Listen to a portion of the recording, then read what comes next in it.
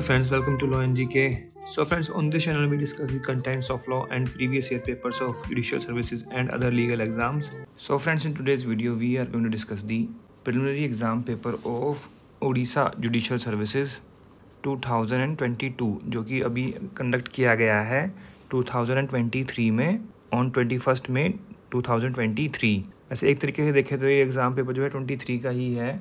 So friends, if you are new on this channel I would like to recommend कि आप जो है इस चैनल को जल्दी से सब्सक्राइब कर लीजिए because it will be very beneficial for you in preparation for judiciary and other legal exams. And while subscribing, don't forget to press the bell icon so that you can get the notification for our upcoming videos. And if you like this video, just click the like button over there and appreciate this with your friends so that they can come to know about this channel as well. And अगर आपको हमारे efforts अच्छे लगे हों तो in addition to like and subscribe, kindly give us a super thanks. Super thanks is a way to help the content creator. Means if you like the videos, you can just donate some money to them in form of tips. Minimum starts with 20. Minimum is 20 rupees. So friends, ये exam paper मैंने online download किया है, आप भी इसको online download कर सकते हैं, मिल जाएगा आपको। अगर नहीं मिले तो you can just also download it from the law and GK Telegram page. देखिए कुछ इस तरीके से आया एग्ज़ाम पेपर, किसी ने फ़ोन से स्कैन करके डाला है पेपर ये ऑनलाइन। और ये क्वेश्चन बुकलेट बी सीरीज़ की है, सी नंबर भी लिखा हुआ है इधर। तो यहाँ पर आपको रोल नंबर भरना होता है। 100 क्वेश्चन है, 90 मिनट्स में करने हैं आपको। बॉल पॉइंट पेन यूज़ करना है एंड नेगेटिव मार्किंग 25%। तो फर्स्ट क्वेश्चन देखते हैं। देखिए फर्स्ट क्वेश्चन है section 12 of Hindu succession act deals with order of succession among agnates and cognates, या फिर devolution of interest in coparcenary property. Order of succession among agnates and cognates, A is the answer. Agnate की definition कहाँ पर? 3A में and 3C में cognate की of Hindu succession act. A इसका answer रहेगा। Next 2 section 25 of Hindu succession act deals with murderer disqualified, B is the answer. देखिए repeat question आया है ना, ये 3-4 बार डिस्कस किया है मैंने ये इसी उड़ीसा जुडिशियल सर्विसेज की सीरीज में ही रिपीट क्वेश्चन आ गया। देखो जो ये फर्स्ट क्वेश्चन है ये भी रिपीट क्वेश्चन है। Next 3 will means disposition of property which takes effect after the death of testator, B is the answer. ये कहाँ मेंशन किया गया है? Section 2H of Indian succession act. और देखिए बताओ क्या ये रिपीट क्वेश्चन नहीं है? बताओ, बिल का हमने कितनी बार डिस्कस किया है इसी सीरीज में, उड़ीसा की सीरीज में ही। Next is 4 a will is liable to be revoked और alter by the maker of it, legatee of it, या executor of it. By the maker of it, A is the answer का mention किया गया section 62 of Indian succession Act में। Next is 5 who can apply for revocation of succession certificate? Interested person या फिर uninterested person या minor? Interested person obviously A is the answer. A is the answer. और succession certificate के जो provisions हैं वो कहाँ पर हैं? Section 370 से 390 तक of Indian Succession Act. Next 6 appeal shall lie in dash against the order of district judge under Indian Succession Act to High Court, B is the answer। देखिए इसके लिए मेंशन किया गया है ये section 299 of Indian succession Act में। और अगर सक्सेशन सर्टिफिकेट है तो उसके लिए अपील है 384 में, तो वो भी हाई कोर्ट के पास ही है। बी इसका आंसर रहेगा। Next is 7 the specific Relief act extends to whole of India, B is the answer। Earlier it was except state of Jammu Kashmir, but after reorganization of state of Jammu Kashmir 2019 Act, now it is a UT and all the acts which are applicable to India are also applicable in Jammu Kashmir, so B is the answer। Next is 8 specific relief can be granted only for the purpose of enforcing individual civil rights and not mere purpose of enforcing penal law, ये बिल्कुल ठीक है। फिर enforcing individual fundamental rights no, individual criminal law no, civil as well as criminal rights no, तो answer क्या रहेगा इसका? A. Next is 9 when an injunction can not be granted, तो कैन नॉट बी ग्रांटेड कहाँ mention किया गया? Section 41 of Specific Relief Act में। To restrain an person from instituting और prosecuting any proceeding in criminal matter, ये बिल्कुल ठीक है। ये है क्लोज डी सेक्शन 41 में। To prevent a breach of contract from the performance which would not be specifically enforced, ये बिल्कुल ठीक है। ई है ये। Next is C, to restrain any person from applying to any legislative body, यह clause C, तो all of the option are correct, D is the answer. Next, and how the preventive relief is granted under specific relief act by the court at the discretion of the court by perpetual or at the discretion of the court by temporary injunction. तो both are correct. C is the answer. का mention किया गया section 36 of SRA में. Next 11, specific performance of contract shall be enforced by the court. So that are the provisions of Indian Contract Act, या फिर देखिए यहाँ पर ये क्या लिखा हुआ है, IB कोड इस जोड है, क्या है ये, subject to provisions contained in section 11 to 1416 of specific relief act. Option C is correct. How? Section 10 mentions about that. Section 10 क्या था, पहले किस किस केस में स्पेसिफिक परफॉर्मेंस कर सकते हैं, बट उसको चेंज करके ये लिख दिया गया है बाय अमेंडमेंट एक्ट ऑफ 2018.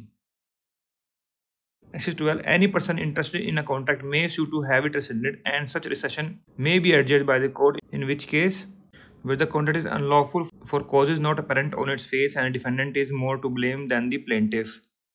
बिल्कुल ठीक है, ये लिखा हुआ है सेक्शन 27, ये है clause B. The contract is voidable और terminable by the plaintiff, ये है क्लोज ए. तो बोथ हो गए, A and B are correct, C is the answer. Next 13, dash injunction are such as are to continue until a specific time until further order of the court. They may be granted at any stage of a, that is temporary injunction. B is the answer. का mention किया गया section 37 के subsection 1 में. Next is 14, whether an appeal is allowed against the order or decree passed in any suit instituted under section 6 of specific relief. No, appeal shall not lie. No appeal shall lie. No shall any review. The B is the answer. ये section 6 में ही लिखा हुआ है. Only revision हो सकता है अगर jurisdictional error है तो. Next 15, a plaintiff instituting a suit for the specific performance of a contract in writing may pray in alternative that if the contract cannot be specifically enforced, it may be declared as unenforceable. Yes, it may be rescinded up to the cancelled, and if it refuses to enforce the contract, may direct to rescind it and deliver it accordingly. Answer क्या रहेगा इसमें? B. B is the answer. कहाँ mention किया गया section 29 of Specific Relief Act में. Next 16, अब match करना है केसेस को. देखिए बिल्कुल रिपीट क्वेश्चन है, कई बार डिस्कस किया है मैंने ये. तो बैंक नेशनलाइजेशन केस देखिए अभी मैं थोड़े दिन पहले ही डिस्कस किया था. ये है RC Cooper versus Union of India. C का है 3, तो आप देख लो सी का 3 जो है एक में ही है, तो डी इसका आंसर आ गया यहीं से ही. तो क्या बन गया? एडीम जबलपुर वर्सेस शुक्ला, ये है किस पर? हैबियस कॉर्पस पर. और MSM Sharma versus SK Sinha, ये है search light case. RK Garg कौन सा है? ये बियरर बॉन्ड केस. तो बन गया D. D is the answer. Next 17, Article 141 of Constitution lays down that law declared by the Supreme Court shall be binding on all courts within the territory of India. Therefore, Supreme Court is bound by its earlier decision. No, ये नहीं है. Is not bound by its own decision. May reverse a previous decision. Alright, so B is the answer. आगे देखने की जरूरत अगर लगती है देख लीजिए. Only when a new legislation is enacted. No, when previous decision was given result of overlooking another previous decision. No. कौन से केस में कहा गया था? Bengal immunity versus state of Bihar. तो बी इसका आंसर रहेगा. Next 18, the state of Jammu Kashmir enjoy special status under 370 of the but 373 president may declare that shall cease to be operative. The power of the president is subject to public notification and recommendation of parliament. So the power under section 370 of constitution जो जम्मू कश्मीर वाली थी उसको जो है president by public notification जो है remove कर सकते हैं, बट उसमें कंडीशन दी हुई है प्रोवाइजो में आर्टिकल 370 क्लॉज 3 में कि भाई वो है रिकमेंडेशन किसकी होनी चाहिए? कॉन्स्टिट्यूएंट असेंबली ऑफ JNK, जिसको बाद में लेजिस्लेटिव असेंबली कर दिया गया था. तो इसमें आंसर जो रहना चाहिए पब्लिक नोटिफिकेशन +4, तो D is the answer. How ever जो इसमें कैसे इन्होंने इसको इस्टेब्लिश किया without taking the recommendation of constituent assembly of JNK.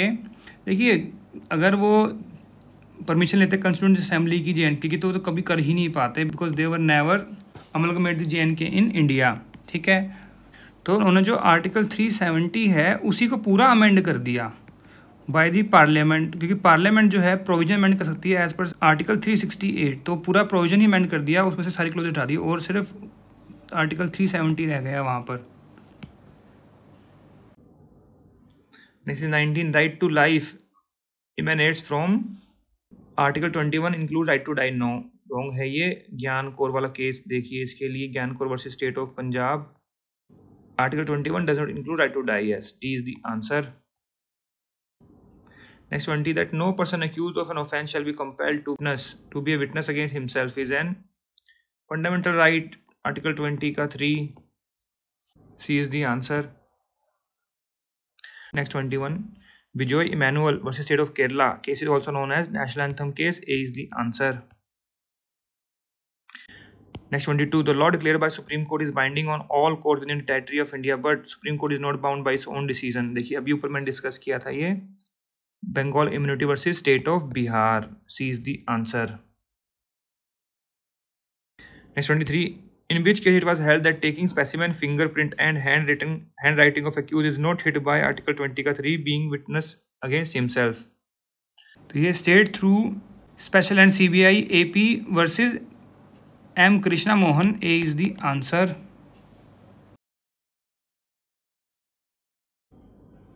Next 24, the DPSP are fundamental for the governance of the state. D is the answer का mention किया गया है article 37 of constitution of India में.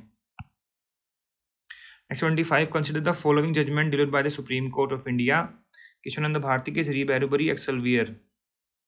तो sequence में लगाना है. तो केशवानंद भारती केस कब आया था? 1973 में. री बैरुबरी केस कब आया? 1960 में. एंड एक्सेलवियर 1978 में. तो क्या बन गया इसका? 213 era. D is the answer. Next 26, in which of the following cases the Supreme Court held that FIR was not substantive evidence and could only be used to corroborate its maker? तो ये case था C Mangesh versus state of Karnataka. B is the answer. Next 27, under which of the following section of Indian Evidence Act the evidence of dumb witness is taken into consideration? That is section 119. D is the answer. और evidence कैसा होता है? Oral evidence. और कई बार discuss किया है मैंने. देखिए कितने रिपीट क्वेश्चंस आए हुए हैं इस पेपर में. Next 28, a court cannot compel the parties to undergo blood tests to establish the legitimacy of a child because it would amount to declaring the mother as unchaste and child as illegitimate. The view was laid down in which case? Pawan Kumar versus Mukesh Kumar, या फिर Subhash versus लता शाह, या फिर निगम्मा versus Chikkaiah, या फिर Gautam Kundu versus state of West Bengal. तो ये case है Gautam Kundu versus state of West Bengal. D इसका आंसर रहेगा.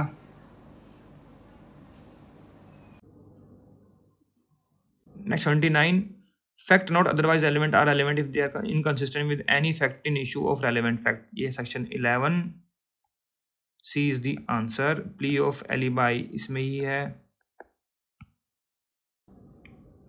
Next 30, mode of proof of custom is contained in 32 के 4 में भी दिया हुआ है, 7 में भी है और 48 में भी है. तो ऑल ऑफ दीज रहेगा. अभी कुछ हम लिखा हुआ मोड ऑफ प्रूफ, मतलब रेलेवेंसी बताई गई भी कैसे रेलेवेंट है. इसमें एक्सपर्ट ओपिनियन है कस्टम वाले का, तो मोड ऑफ प्रूफ ही है वो भी. डी इसका आंसर रहेगा. 31, hearsay evidence become relevant when it is ratified by admission और confession, when it comes under the ambit of section 6, या फिर when it is mention in any public document और presumed by the court. In all categories mention about. D is the answer. Admission confession में भी होता है, rest this time में भी होता ही है, इसमें भी होगा फिर. Next 32, under Indian evidence act a copy compared with a copy of letter made by copying machine is a secondary evidence. C is the answer. और ये कहाँ प्रोवाइड किया गया? सेक्शन 63 ऑफ एविडेंस एक्ट में, और ये उसमें इलस्ट्रेशन B है, आप देख सकते हैं. Next 33, under which of the following sections of Indian Evidence Act previous conviction of a person is relevant in explanation 2 of section 14. B is the answer. कितना easy question है ये. Next 34, maxim omnia praesumuntur right essentienta means all facts are presumed to be rightly done. Not to rightly done, wrongly done, presume not to be wrongly done. कितना easy question है ये, पूरा predictable answer है इसका, तो ए is the answer. नहीं भी आता तो भी आप कर सकते हैं इसको। Next 35, the right of private defence is available in respect to body, a property, all of this. Property कोई भी हो, movable, immovable, D is the answer. कहाँ से कहाँ तक है? 96 से 106 आईपीसी में।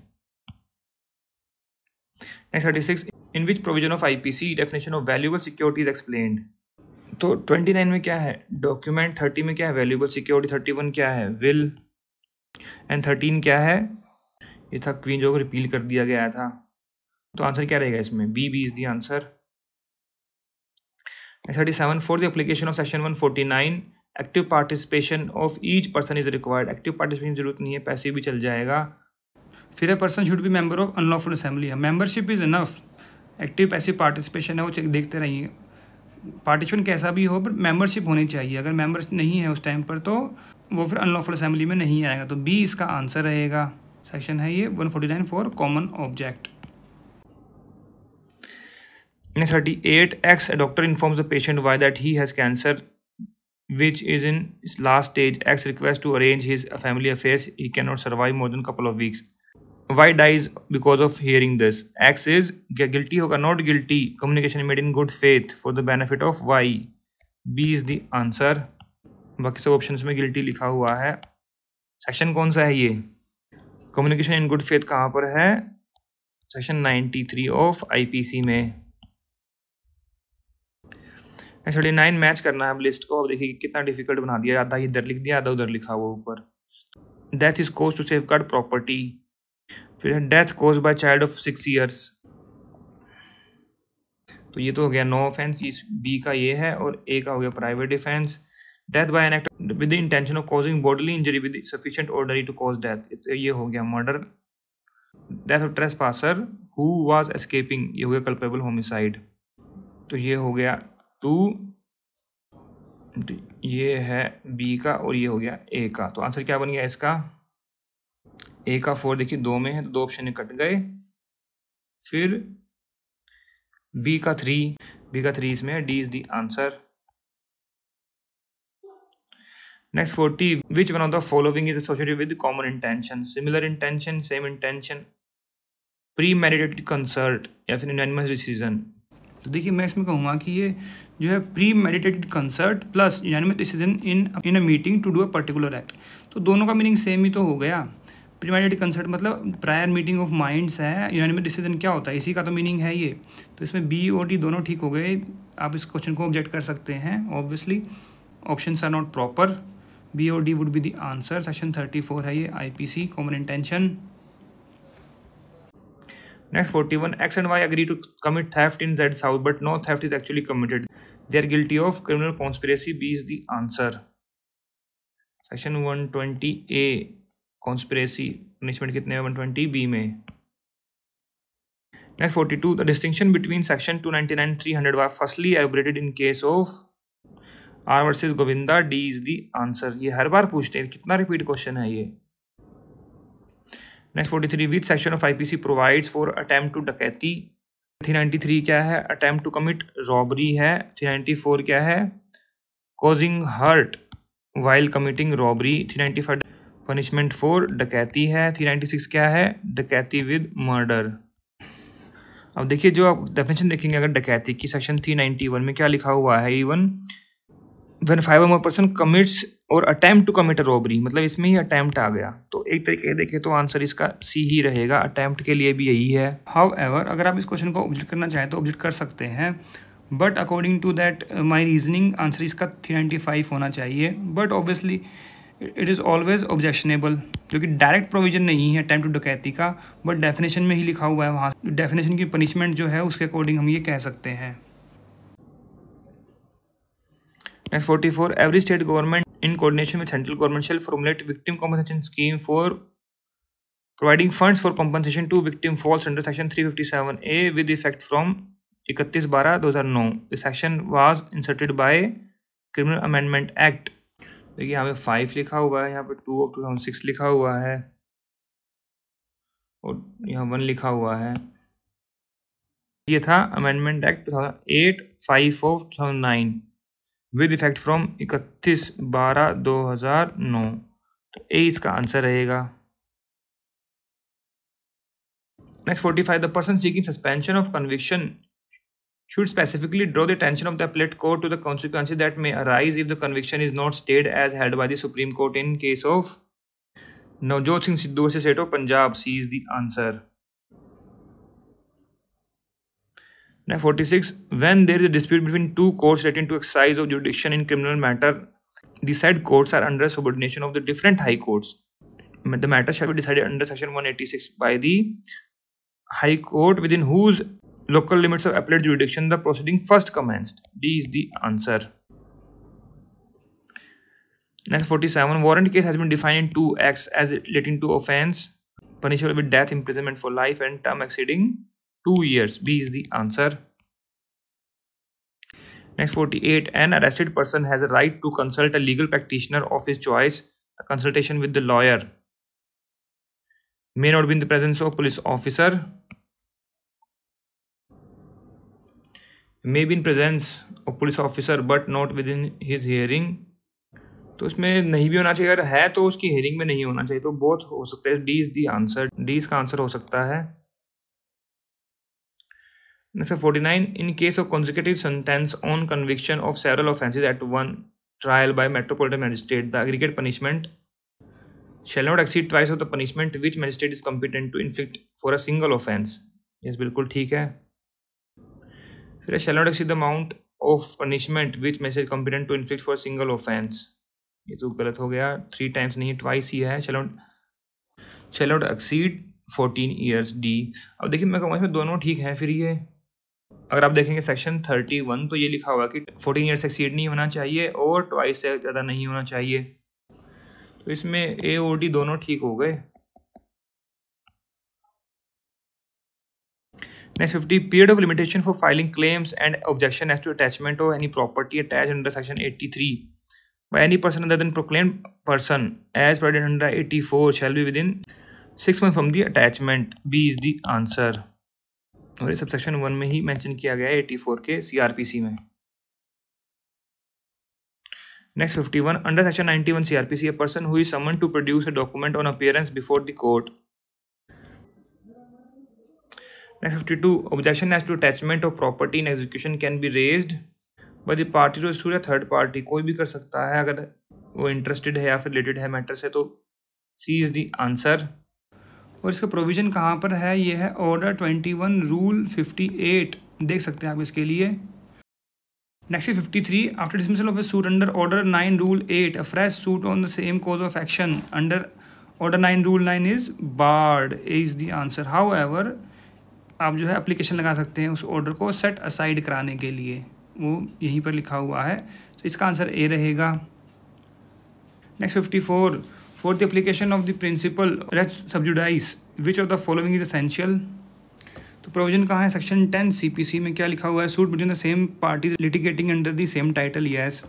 फिर है the 2 suits must be pending disposal in a court. Yes. The matter in issue 2 suits must be directly and substantially the same. Yes. All of these, D is the answer.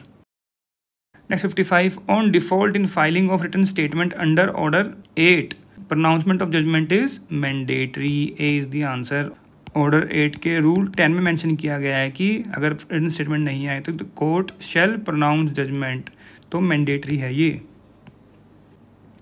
Next 56, under section 114 CPC review is maintainable when an appeal is provided but no appeal preferred. Yes. When no appeal is provided. Yes. तो both A and B, C is the answer. Next 57, in which of the following cases it was held that the second appeal is permissible only if finding is perverse। देखिए ये जो case था ये था Rajappa versus Mahadev, year है 2000, supreme court judgement है, तो इसको रेफ़र किया गया था दिनेश कुमार वर्सेस यूसुफ अली में। इस केस को रेफ़र करते हुए ये बताया गया था कि ऐसा बोला था सुप्रीम कोर्ट ने, तो ए इसका आंसर हो सकता है। Next 58, under which provision of CPC the court has jurisdiction to reject the plaint which does not disclose the cause of action or where there is suppression of material fact। that is order 7 rule 11। A is the answer। तो easy questions हैं।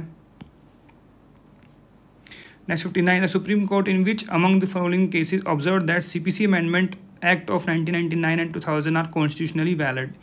देखिए कितना easy question है ये सबको ही मालूम है। Salem bar association वाला तो केस था ये, तमिलनाडु है। स्पेलिंग मिस्टेक बहुत रहती हैं उड़ीसा के पेपर में।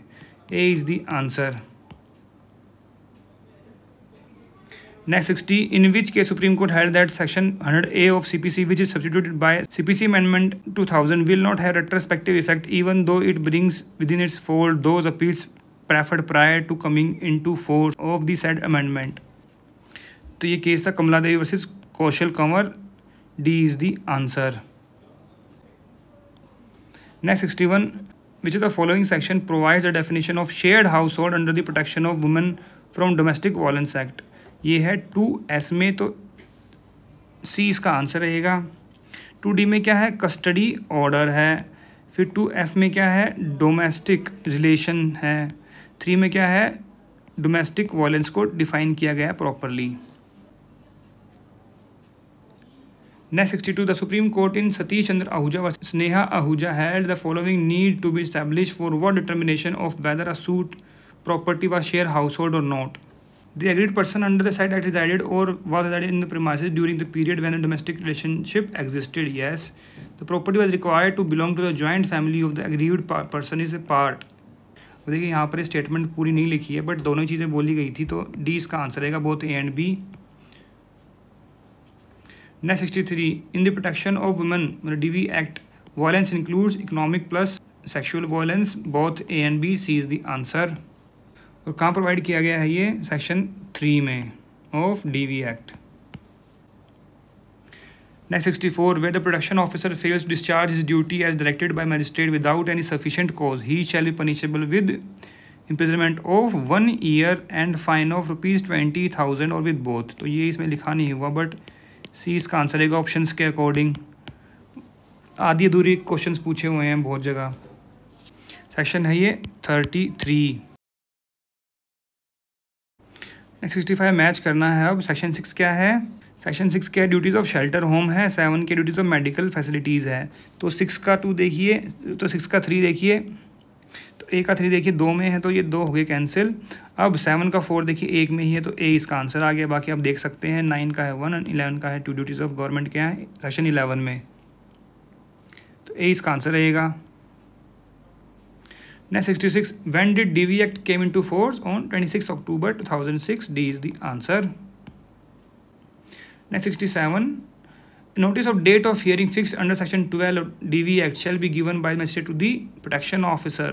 B is the answer। का मेंशन किया गया है सेक्शन 13 में। Next 68, child under DV Act includes adopted, staff, foster, all of these. D is the answer। का मेंशन किया गया है section 2B of DV Act में। Next 69, breach of protection order under section 31 or 32 domestic violence act shall be an offence which is cognizable and non-bailable. B is the answer। अब देखिए ये जो चीज़ है ये 32 में लिखी हुई है कि 31 वाला जो है वो होगा, तो ये दोनों नहीं है। ये यहाँ पर ये क्वेश्चन भी थोड़ा सा उटपटांग बनाया हुआ है। Next 70, DV Act derives its support from the Constitution of India under Article 14, 15 and 21. B is the answer। At equality होना चाहिए। 15 में क्या है, no discrimination on the basis of sex and ये ऑल दैट, तो मैन वुमेन में नहीं होना चाहिए। 21 right to life and liberty है, डिग्निटी है, तो सारे ही आ गए इसमें फिर ये। Next 71, section 6 of limitation act does not apply in case of appeals. C is the answer. Suit और एग्जीक्यूशन ऑफ डिक्री एप्लीकेशंस के लिए तो है भाई, जहाँ पर कोई डिसेबिलिटी है राइज हो रही तो वहाँ पर एक्स्ट्रा टाइम पीरियड मिल जाएगा, बट अपील के लिए नहीं है, तो सी इसका आंसर रहेगा। और ये एक रिपीटेड क्वेश्चन है ये, अब देख लेना जो लिमिटेशन एक्ट की मैंने वीडियो बनाई हुई है सेपरेट वीडियोस, आप सेपरेट वीडियोस देख लो, आपको बहुत सारे क्वेश्चन रिपीटेड मिल जाएंगे। Next 72, section 5 of limitation act applies for condonation of delay to apply this provision. Length of delay is only criterion. No, length of delay does not matter. Acceptability of the explanation is the only criterion. तो जो criteria है वो क्या होना चाहिए भाई, reasonable cause है, sufficient cause है या नहीं, तो वो मैटर करता है। बी इसका आंसर रहेगा। Next 73 for term loan the period of limitation is 3 year from the date of default in payment in each instalment. D इसका आंसर रहेगा। देखिए लिमिटेशन एक्ट में स्केड्यूल में प्रॉपर नहीं लिखा हुआ है, बट जो नॉर्मली जो टाइम पीरियड स्टार्ट होता है एज पर the decisions of supreme court and all that, तो ईच इंस्टॉलमेंट से रहेगा। वो डिफॉल्ट जिस दिन किया ईच इंस्टॉलमेंट में, वहाँ से फिर 3 साल रहेंगे। Next 74 the fraud is contemplated by section 17 of limitation act is that of defendant या फिर उसका एजेंट का रहता है। बी इसका आंसर रहेगा, लिखा हुआ 17 में ये। तो प्लेंटिफ खुद करेगा तो उसको कोई बेनिफिट मिलेगा, तो ये तो होगा नहीं, तो ये आंसर भी नहीं होगा। बचा क्या इसमें? बी, स्ट्रेंजर तो कर ही नहीं पाएगा। Next 75 under the law of limitation suit can be filed within 3 year in case relating to accounts. Yes, देखिए जो फर्स्ट डिवीजन है सूट्स की, इसमें पार्ट 1 में लिखा हुआ है अकाउंट्स के बारे में, ये है आर्टिकल 1 से और 5 तक। फिर कॉन्ट्रैक्ट पार्ट 2 है, ये है 6 से और 55 तक। फिर डिक्लेरेशन है पार्ट 3, ये है 56 से और 58 तक। तो ऑल ऑफ दिस का आंसर रहेगा, D is the answer. Next 76 section 11 of limitation act deals with suits on foreign contracts. A is the answer. Next 77 second appeal to CPIO before central information commission CIC में can be filed within 90 days. ये mention कहाँ किया गया? Section 19 के 3 of RTI act में। Next 78 the time limit for filing application to become legal representative due to death of defendant और respondent is not 30, 90 days. B is the answer. कहाँ mention किया गया है? ये article 120 of schedule of limitation act में। Next 79 temporary injunction may be granted to restrain any election. No. To restrain disposition of property. Yes, ये दे सकते हैं। To restrain any intended disciplinary action. No. To restrain result of any adverse entry against the public servant. No. तो answer क्या रहेगा इसका? B, B is the answer. Provision कहाँ है? ऑर्डर 39 CPC में। एंड और कहाँ बात की गई है? SRA में, section 36-37। Next 80 which of the following can be transferred under provisions of TP act. देखिए ये डिट्टो क्वेश्चन, रिपीटेड क्वेश्चन है, देख लेना, मिल जाएगा। राइट टू मीन प्रॉफिट, तो मीन प्रॉफिट जो है वो एक्शनेबल क्लेम नहीं होते, तो ट्रांसफर नहीं हो सकता। फिर डिक्री, जो कोर्ट की डिक्री है कि वो भी ट्रांसफर नहीं हो सकता, it is also not an actionable claim. फिर transfer of property to a prostitute for a future cohabitation, या फिर sub lease of farm for retail of sale of opium. तो देखिए इन दोनों में जो है ये जिनका ऑब्जेक्ट है वो अनलॉफुल हो गया, तो ये भी नहीं हो सकते, तो क्वेश्चन थोड़ा डाउटफुल हो गया। ये पहले भी क्वेश्चन आया हुआ है, तो सी के चांसेस हैं यहाँ पर ट्रांसफ़र करने के, बिकॉज प्रोसेट ये भी टी आना चाहिए, डी है, स्पेलिंग मिस्टेक कर दिए, तो उसको ट्रांसफ़र तो कर ही सकते हैं फॉर फ्यूचर कोहैबिटेशन। तो उसमें कोई प्रोहिबिशन नहीं है कहीं पर भी कि नहीं करना, बट मॉरली रॉन्ग है वो, लीगली रॉन्ग नहीं है। Next 81 which of the following can be considered implied surrender of lease, non acceptance of a new lease taking effect during the continuance of existing lease. तो ये तो lease ही मना करना हो गया, तो वहाँ पर तो रह ही रहा है वो, ये तो नहीं हो। Abandonment of possession by the Lesi, तो अबेंडन उसने पोजेशन छोड़ दिया तो मतलब सरेंडर कर दी लीज, तो ये हो गया। फिर surrender by one of the two joint, एक ही गया तो दूसरा नहीं गया, तो ये नहीं माना जाएगा, तो बी इसका आंसर रहेगा। डिटर्मिनेशन ऑफ लीज के बारे में कहाँ मेंशन किया गया? सेक्शन 111 TPA में। Next 82 under provision of TP act seller is duty bound to disclose the latent defects in the property. B is the answer. अब आप सोचेंगे कि पेटेंट डिफेक्ट्स क्यों नहीं? बिकॉज सेक्शन 55 के 1 के ए में लिखा हुआ है कि जो भी प्रॉपर्टी में डिफेक्ट्स हैं, मटेरियल डिफेक्ट्स हैं, सेलर को बताने पड़ेंगे बायर को, जो कि बायर नहीं पता लगा सकता, मतलब लेटेंट डिफेक्ट्स। बी इसका आंसर रहेगा। Next 83 under the provision of TP Act, the benefit of a contract can be assigned as an actionable claim and transferred unless contract is one which had been induced by personal qualification or consideration as to the parties to it।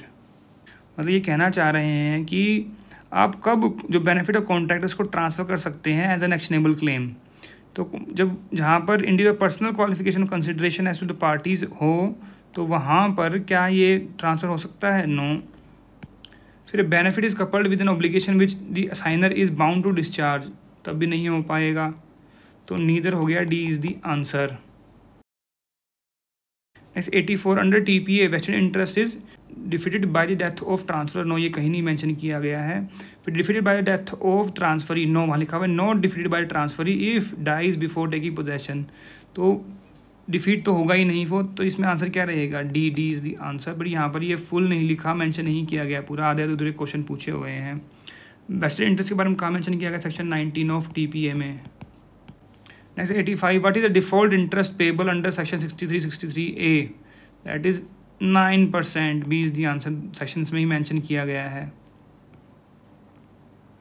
Next 86, where the mortgage is illegal for want of registration but mortgage continues in possession, यहाँ पर आना चाहिए mortgagee continues in possession of the mortgage lease, a valid mortgage comes into existence after expiry of 12 years, C is the answer। mortgage के बारे में कहाँ बात की गई है, सेक्शन 58 में। और ये प्रोविज़न जो है TPA में नहीं लिखा गया है, बट ये केसेस से आया है। Next 87, which of the following are valid illustration of an anomalous mortgage, तो पोजेसरी मॉर्टगेज विदाउट कंडीशनल सेल, तो अनोमलस तो नहीं हुआ, बिकॉज अनोमलस क्या होता है, मिक्सचर ऑफ एनी 2 और मोर मॉर्टगेजेस। फिर पोजेसरी मॉर्टगेज है with right to cause mortgage property to sale, right दे दिए भाई सेल कर सकते हो आप, ठीक है, in the event of default, तो ये होगी अनोमलस, तो बी इसका आंसर रहेगा। अनोमलस मॉर्टगेज का मेंशन किया गया सेक्शन 58G में ऑफ TPA। Next 88, which of the following instrument have been excluded by application of section 137 TPA, तो शेयर बिल ऑफ एक्सचेंज दोनों ही एक्सक्लूडेड हैं, तो both A and B, C is the answer. Next 89, in which of the following cases doctrine of supervening impossibility will apply.